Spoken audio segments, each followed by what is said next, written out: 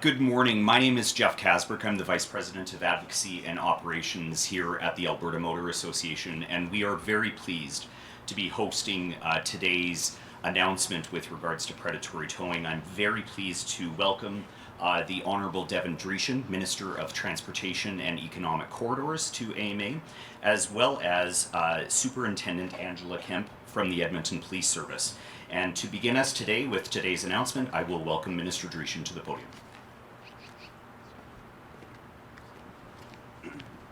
Well, thank you so much, Jeff. And I guess full disclosure, I am an AMA member, but that's not why we obviously chose you here. But it is great to be here at AMA Edmonton South Service Centre to announce steps that our government is taking to stop predatory tow truck driving behavior in Alberta. Now, today I am announcing new rules that will protect Albertans in vulnerable situations from predatory tow truck drivers. Now, unfortunately, there are some dishonest tow truck operators in Alberta. Now, a small number of bad actors are towing vehicles without providing necessary information to vehicle owners and charging excessive fees. They are financially capitalizing on emotionally vulnerable individuals who have been involved in a collision. That's why we will now be requiring tow trucks to stay at least 200 meters away from a collision scene unless instructed otherwise by police or the driver of a damaged vehicle. Now, the changes include a fine of $1,000 to tow truck drivers who enter that exclusionary zone, and that includes dispatchers or others who instruct drivers to cross the exclusionary zone. These changes penalize bad actors in the tow truck industry and shield Albertans from unethical practices.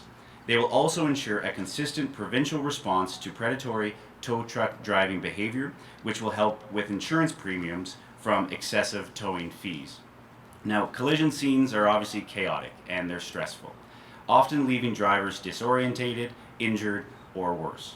The last thing someone needs at a collision scene is to be harassed by dishonest tow truck drivers, pressuring them to agree to towing services. These changes are a first step. The Government of Alberta will continue working with industry and other stakeholders to explore additional solutions to address predatory tow truck driver behavior. And with that, I would like to introduce Angela Kemp, Superintendent for the Edmonton Police Service. Thank you. Good morning. Thank you for having me here today. Predatory towing is an issue the EPS takes very seriously. These new offense provisions introduced by the province are another tool to keep our roads safe. In October of 2024, a tow truck operator was charged with theft over $5,000 when they would only release the vehicle after being paid a fee by an insurance company. And then, in May of this year, owners of 10 towing companies were charged with fraud. During this investigation, police discovered that numerous tow truck companies in Edmonton were reportedly fraudulently billing insurance companies for services that were not provided. Police also learned that these companies were allegedly inflating bills, including charges to insurance companies of upwards of over $5,000 for basic collision tows, and this estimated is a typical cost of a few $100,000 during the province of Alberta and affecting drivers in our province. At this time, police estimate that these 10 companies have cost over $200,000 in fees that affect every Albertan and charges to our insurance companies. While our officers are being watching for predatory towing, if you see these actions, they are red flags. You call the police, you let us know what's occurring, and we will be there to help you. Traffic safety has been identified as a top priority for Edmontonians, and it's everyone's responsibility to travel the roads in and around the city with attention and caution. So far this year, Edmonton has seen 21 fatal crashes, and there's also been 75 very serious injury collisions.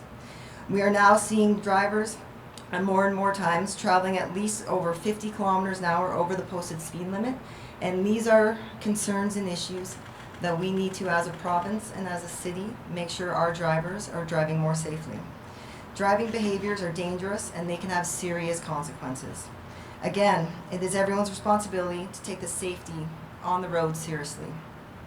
Drivers should not have to worry about being taken advantage of by the people who are supposed to show up and help them. And that's when we're talking about tow truck drivers. Please ensure that you are only using the tow truck provider that you've called. And thank you very much for having me here today. I'd like to introduce back to Jeff Kasbrick from AMA.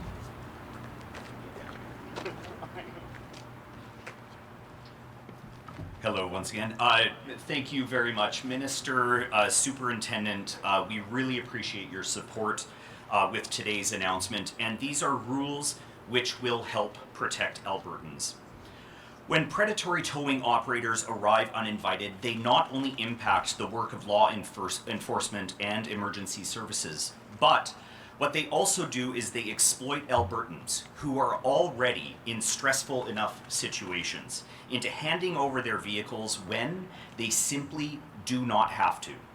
Alberta's towing industry is made up of many long-standing professional and trusted tow operators, including AMA and other companies, many companies of which that are often owned by Albertan families for generations.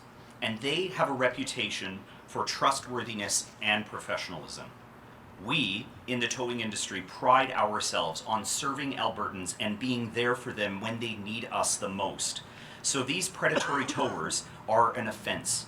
And we support these clear rules that send a very strong message that predatory practices have no place within our province. AMA has been advocating for these changes, and we are pleased to see this day come. In 2024, we launched our Know Before the Tow campaign to educate Albertans about their rights and to also raise awareness about this growing issue. Most importantly, Albertans should know this. They should know that they can refuse any unsolicited towing services, and they can rely upon operators that they know and trust. But we also know that strong education needs to be matched with strong enforcement. We needed clear rules all across the province to stop these practices, and these rules will serve as a very important tool for law enforcement to help stop and crack down on predatory towing operators. At the same time, these changes ensure the continued confidence of Albertans in the many reputable towing operators across the province. Professionals who arrive promptly when called, help drivers in need, prioritize safety, and treat Albertans with the fairness and the respect that they deserve. AMA is proud to be a part of that solution. Our roadside assistance network represents 80% of all private passenger tows in Alberta, rescuing hundreds of thousands of Albertans every single year, and we're honored to have served this province for nearly a century. Today's announcement is a win for Albertans, and we thank Minister Dreeshen for listening, for responding, and for taking a definitive action. We look forward to continuing to work with our government to help eliminate this unethical behavior fully and completely. Together, what we are doing is we are ensuring that trust, transparency, and ultimately safety remain the standard on Alberta's roads. Thank you once again for joining us today, and I'll hand it over to Hussam. Okay, thank you. We're going to go into questions from the media. If you would like to line up behind the mic, right behind you. If you can name yourself, your outlet, one question, one follow-up. John, go ahead. Hi, Sean, I'm Ottawa City News. Question for you, Minister. Update on the bike lanes as far as Edmonton goes. Have you met with city leadership about bike lanes? And are there some projects or some existing bike lanes that you are particularly concerned about that you want to either stop or have removed in Edmonton? Yeah, we've seen obviously 132nd Avenue being a really problematic bike lane.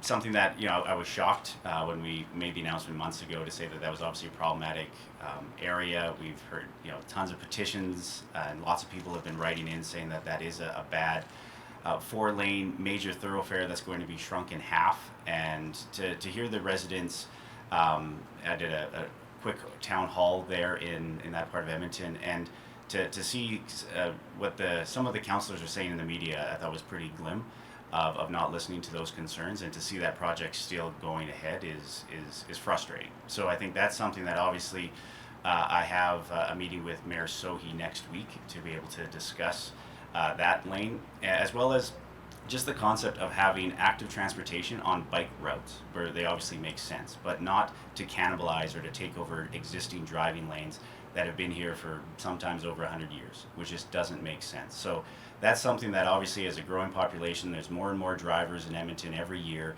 and to reduce the road capacity for those vehicles is the opposite of what we're doing as a provincial government when we're investing billions of dollars into adding more roads and more lanes, whether it's on our provincial highway networks or even Terwillegar Drive here in Edmonton, which is a municipal road as well. So it's frustrating to see certain bike lane projects go ahead, but we're continuing the conversations with both Edmonton and Calgary to make sure we can have some sanity when it comes to bike routes instead of bike lanes. Follow up? Yeah, it's been a few months now since your government enacted major changes to photo radar in the province. So how is that going? I mean, we've seen some concerns from municipal leaders saying that our streets are not as safe, that people are speeding more because they know they're less likely to get a ticket on the roads. How is that going, and are municipalities starting to apply for additional photo radar sites because they want to bring those back, and your government has said that you'd be open to considering additional sites, correct? So we have $13 million of provincial funding going to municipalities that ask for it to have re-engineered, redesigned, unsafe intersections. As of today, there hasn't been any applications for that $13 million of provincial funding for municipalities to be able to improve intersections. But we're also obviously working with the police to work on enforcement, and something that, as was just mentioned by Superintendent Kemp here this morning, when it comes to dangerous speeders, that's something that we think the provincial government and the police force in both Edmonton and Calgary can work together on to make sure that we can address those dangerous speeders that they're sometimes going around our ring roads, posting about it on TikTok and social media. And we actually have, I'd say stay tuned, we have a campaign that's going out later this month that can really start to hone in on those types of dangerous speeders, which there's obviously zero tolerance for in Alberta. Thank you, Sean. Hi, Jasmine King, Global Edmonton. This might be best for an inspector, but I'm not sure who might be best. But I guess just in recent years, what have you really seen in kind of the uptick of these predatory towing practices, and is there anything that you can really attribute this to that, now that's really time to crack down on this?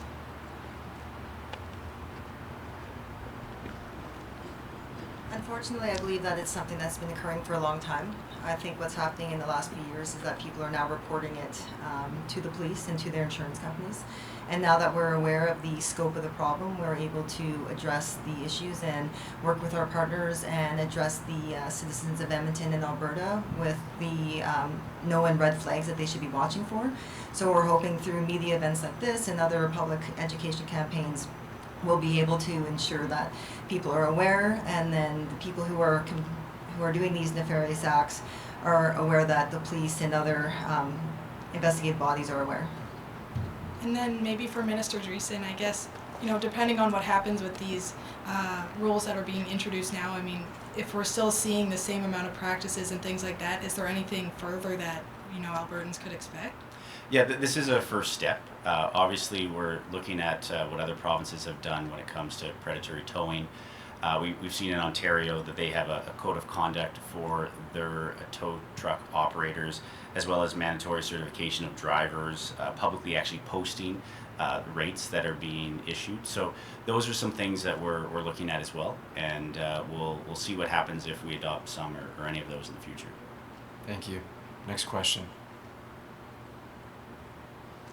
Hi, Mernelli with CBC Edmonton. I'm just wondering if I could get any data on the recent trends or reports of people who are, saying that they have been victims of predatory towing.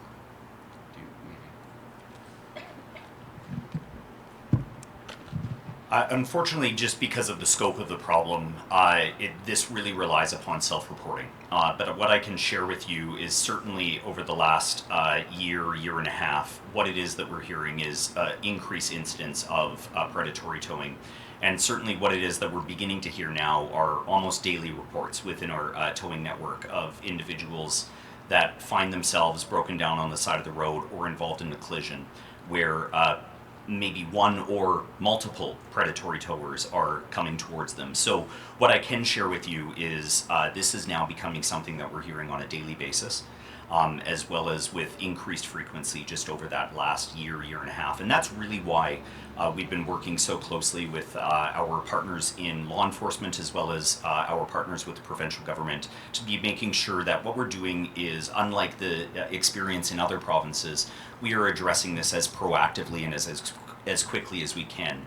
And so that's why we really applaud today's announcement. We are the first province to actually have a province-wide exclusion zone under our Traffic Safety Act, which has proven to be effective in some municipalities. And now to see that that welcome mat is being rolled back up across the entire province and every single Albertan is protected is a really powerful message.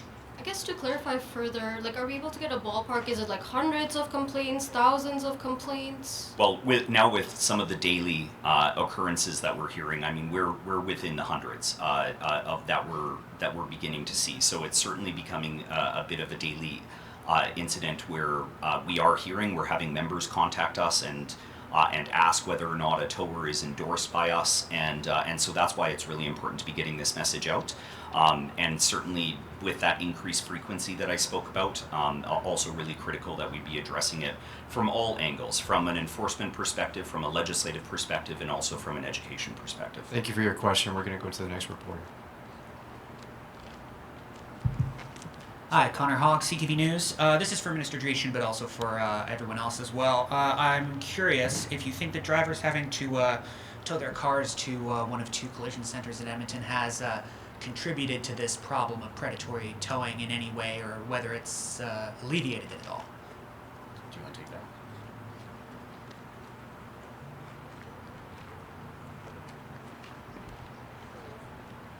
So, Connor, what you're referring to are the collision reporting centers. You know what? I think it would be fair to say that any time that we don't have attending emergency services, whether it's police, fire, or ambulance, it creates perhaps fertile ground for these unethical operators. And so there is a potential factor that is involved with that. However, I would say that it's not the exclusive factor. What we're also really seeing, and I'm certain that the superintendent could speak to it more, is some of these are being brought forward by organized crime. And so there's a number of contributing factors to it, and that's why it's going to take a number of different approaches to ensure that we're addressing it responsibly. But certainly what we want to be doing is making sure that regardless of whether or not emergency services are attending a collision scene, or if it's one that can be reported directly at a collision reporting center, that there's good knowledge about what these rules are. Did you have a follow-up? I mean, I'd love to hear from everyone if possible. It's one way to get around the two-question rule when there's three of us. I would say that we did make changes just recently of the type of accident that needs to be reported. It was at a $2,000 threshold. We've now increased that to $5,000, so that's obviously would be less towing across the province. But I would say, and to your colleague's previous question, now that we have these rules, I think we'll have a better understanding of the data, because now we'll see more reporting, we'll see more complaints. Albertans will know that they can actually lodge a complaint when these types of unfair practices, rather than just kind of taking it. So I think we'll have better data now that we have rules, which I think will just make our roads that much safer, and people having more confidence in the system. Thank you.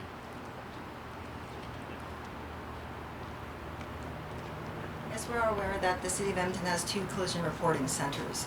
That was for several reasons. The main issue that we're speaking about is predatory behavior from tow truck drivers. So I can't stress enough that if individuals find themselves in a collision, they must ensure the tow truck driver that they have scheduled or called for is the one that shows up.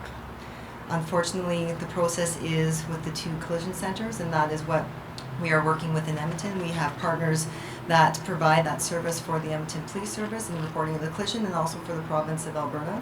And we just want to make sure that the purpose of today is to ensure that people understand that this behavior does exist, and they have to protect themselves and their families when they are in a collision, and make sure that they are making the right choices and calling the right tow trucks, and preferably the more legitimate ones, to help them out. Thank you for your question. We're going to go to the operator. Please put through our first caller. Please state your name, outlet. We have a question from Lawrence Teixeira from Radio Canada. Your line is open. Hi, I would just like to get more information on the involvement of organized crime when it comes to reporting collisions. So I don't know, I can't remember who mentioned it, but if we can get a bit more information on that.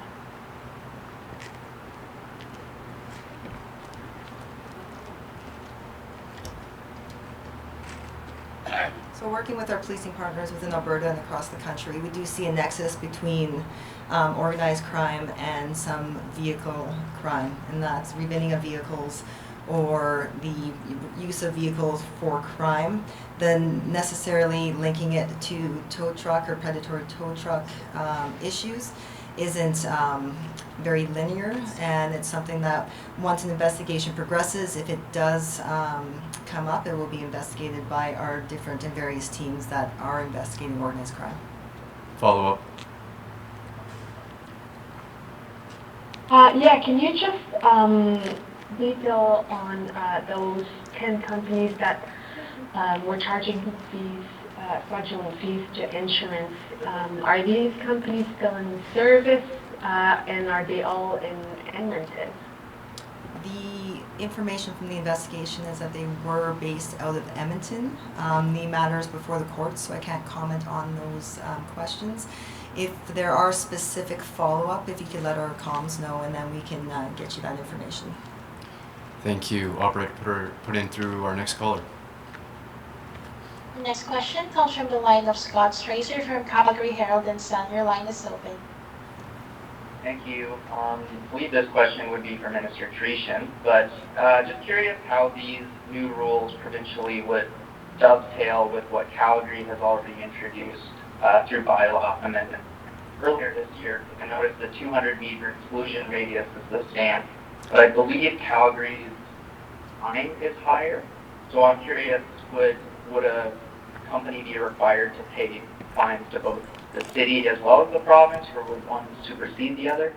So this is a minimum. So the 200-meter that radius that Calgary introduced, this is matching that, and then now obviously making that province-wide.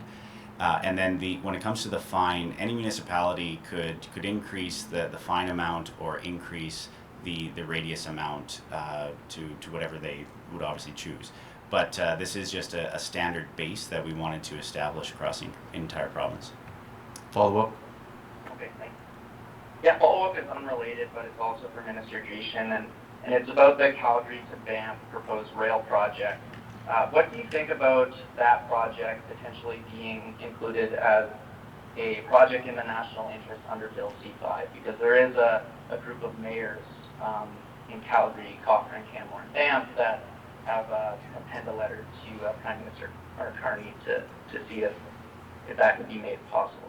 So first off, I would say that Alberta's passenger rail master plan is coming soon. It's going to be announced later this month, which will actually sequence all the different rail projects across Alberta and when and how they could be interconnected to themselves. So that work is underway, and obviously the main key arteries of that plan are commuter rail in and around Edmonton, going to their airport as well as downtown, and then the exact same for Calgary. And then obviously the possibility of a rail line, a high-speed rail line in between Edmonton and Calgary. So that passenger rail master plan is coming out soon.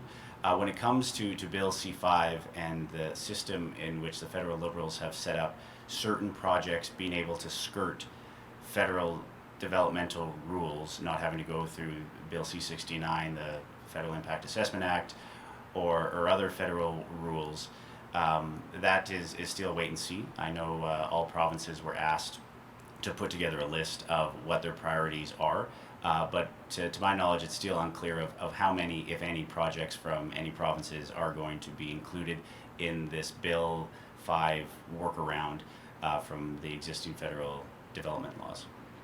Thank you. Operator, do we have any other callers? There are no more questions at this time. Excellent. That concludes our announcement. Thank you, everyone. Thank you. Thanks, everyone.